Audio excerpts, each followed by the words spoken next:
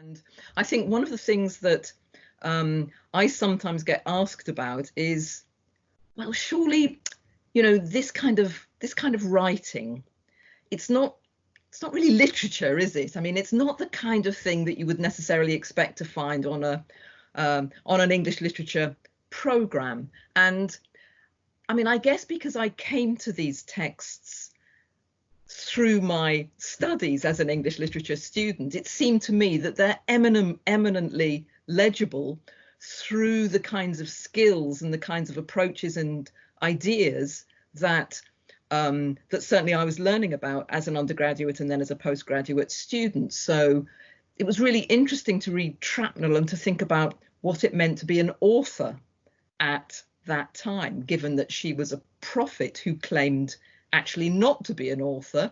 She was just somebody who was, kind of channeling God's word. So it was really interesting to think about authorship in relation to her. It was interesting to think about the place of gender in the production and the consumption of writing in the mid-17th century.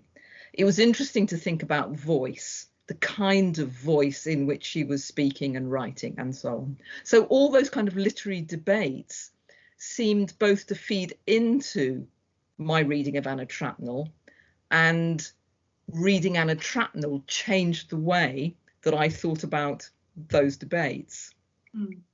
She's a great figure to kind of look at to help to challenge some of the perceptions that we might have of this period in history. Kind of listening to what you were saying there about this maybe being a genre of writing that we don't expect to find on a syllabus of early modern or Renaissance literature.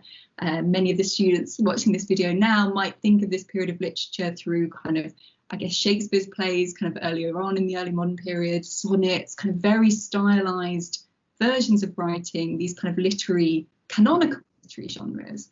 And Trapnel's texts really help us to look at kind of a different type of discourse that was being produced, read and written in this period, and also challenging some of the conceptions we have of gender during this period too. Because again, as I sort of said in my introduction, this was a period of time where we know that there wasn't so much space for women, particularly in kind of the religious field of discourse. Well, that's certainly a perception that we have of the period. But then we've got this body of text from a woman who was claiming a religious authority at a time where we kind of expect that not to be happening.